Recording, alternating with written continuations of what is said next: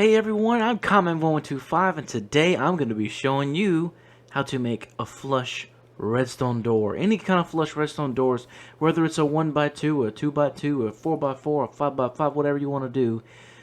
I'm going to show you how to do it, okay? And today the example I'm going to be using is going to be a 1x2 and it's over there. But first, let's look at this door. Look at that. Oh, it's a regular door with a little post extender on it. And it's a comment, but this isn't a flush door. These doors are all over Minecraft and they're very simple to make. Just take a look. Boom. Very simple. And the reason I'm showing you this is because the flush ones are just one step further than these. And you'll see here in a second. But this is the door I'm going to be teaching you guys how to make today, and not teaching, but showing you guys how to make.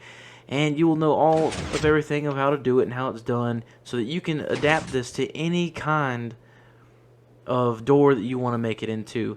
And in our next video, I'll also show you how to make a key, an invisible key. So all you got to do is you drop the key, boop, gets sucked up, opens the door, and you get your key back on the other side. But let's get started with this video. This design works on both Minecraft Java Edition and Minecraft Bedrock Edition. I'm creating this on Java Edition. However, I've done many of these on Bedrock, and in fact I've done even more on Bedrock than I have on Java, and they both work exactly the same, as well as the key video. I already have one that I did on Bedrock on this channel, so if you want to go check that out instead, you can. But this is the newer, I wouldn't say improved, but I've improved version. So the first thing we're going to talk about is sequencing or staging, however you want to say it. In this redstone door, we have two stages. The first stage is going to be these blocks getting moved back. And the second stage is going to be these 4 blocks, the 2 blocks we move back, moving to the left using these sticky pistons. So let's get started. So behind me, I'm just going to make another wall. We're just going to make a little, 4x3, right? And you want these 2 blocks to be your door. Alright, so now we got to do the first part of the staging. So we're going to put our sticky pistons there, like so. Destroy these 2 blocks.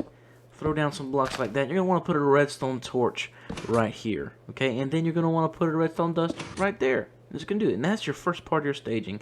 And what I always do whenever I'm designing any kind of doors, whether it's just a simple 1x2 or a 2x2, 4x4, whatever, you got to do your staging separately so that you know exactly what's going to happen, so that you can set up your repeaters accordingly. So I always use a lever. So now I know whenever the first part of my staging, is activated, this needs to go back first. Now for the second part, as we discussed over there, these 4 blocks need to be moved out of the way so that this little pathway can get opened. So what we're going to do is we're going to place 4 sticky pistons over here. And we're going to do kind of the same setup here, right? Block right here, block right here. Redstone torch, redstone dust. And to get this last 2 done, we're going to place a block right here. And that should get all 4. Yep, all 4. And then, of course, we do our piston. Our lever. So the first stage is activated, okay? And then the second stage is activated. And there you go. Your staging is now complete. Wasn't that simple? And this is just a simple way of figuring it out to where, before you start wiring this thing up, you're good to go. So let's go to the next part of the video, which is going to be actually wiring this baby up. Alright, so now that we've got our staging complete, let's go ahead and you see I dug out a little bit so we can have room to work. I always recommend, and what I always do myself, is I come into one of these flat creative worlds and do this first so that I know exactly what kind of pathways I need. But let's just go ahead and destroy these, right? We got to do it in sequence so it doesn't write. Boom, boom, okay. Double check, make sure everything's good. Now, we're going to talk about input lines. Now, you can do anything you want, okay? It doesn't matter as long as it doesn't interfere with the sequencing down here. Okay, so you can have this button a mile away, you can have a pressure plate in front of your door, you can have a pressure plate over here with the timer, you can do whatever you want, but this is going to be our input line. And as we know, the first place this input line has to go is right here to this block, because this is our first thing that has to happen, is these 2 pistons have to go back to give us the availability for these 4 pistons to work. So let's do that now. Let's get our blocks out. Going around and down again. Let's go like this. There we go. Run our redstone line down.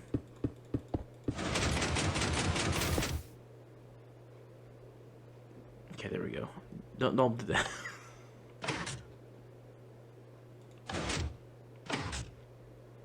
Alright. And that's how you do it. If you put a redstone on top of this block, it's going to do that, and it's not going to work. Okay, so make sure that you don't do that. You want to make sure you only put it on those 2 blocks. So run it down how you want it. You can actually, if you want to make it a little bit more compact, I guess, you can do this number here. But the bottom line is, to get these torches to cancel out, okay, it's got to be run to the other side of the block. You can use a repeater right there if you want. It doesn't really matter, but that's got to happen. So the first staging of our sequence is done and programmed. So now we got to get out a repeater. And then if my memory serves me correctly, it's going to be 2 ticks delay. And then we're actually going to move this down a little bit. Also, don't forget your path, okay? Because this is our path block right here, so we can't have anything interfering with that block. So we're going to go down 1, put on 2 ticks delay, throw down a redstone, make sure, again, that our first part of our sequencing works. It does. Okay? And now we got a bridge up to there. And we should have it. That should be working. Press the button. Boom, boom. Boom, boom. But now, as you can see, it's too fast. The pistons, you know, they don't stay active long enough. So what we're going to do now is add a little pulse extender. And how you do that, you're going to need 4 comparators. You could do, yeah, you're going to need a minimum of 4 comparators. Okay. So we're going to do a line out of here. And you're going to do 2 comparators going in the same direction, turn around, and 2 comparators going the other direction. And connect those 2 with 2 redstone. Throw you 1 more redstone right here. And then now, if we push our button in the front, we have a much longer time to get through the door. So, as you can see, this is our input spot right here. Okay, our redstone line could be literally coming from anywhere, anytime, you know, anyway, and that would be our entrance. So now we're going to talk a little bit about, I'm going to show you how to do the exit button.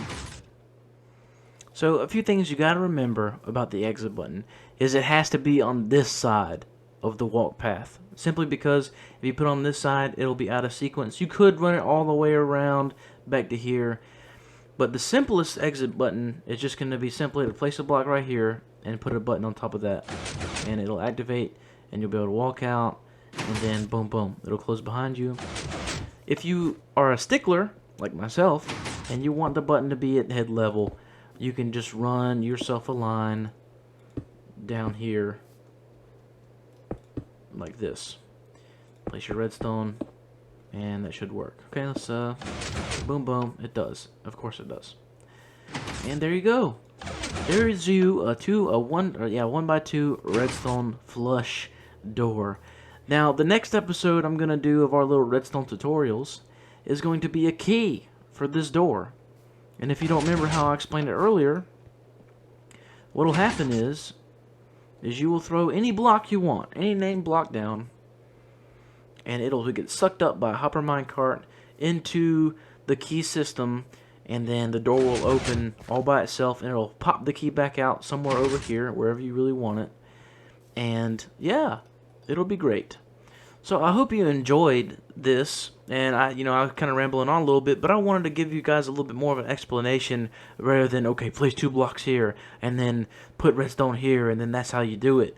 Give you guys a little bit of explanation to show you the process of how to do it so that you can apply this. This is only one way to do it. You can do this many, many ways. I've done it many, many ways in different base situations that you might have. But I appreciate you guys watching.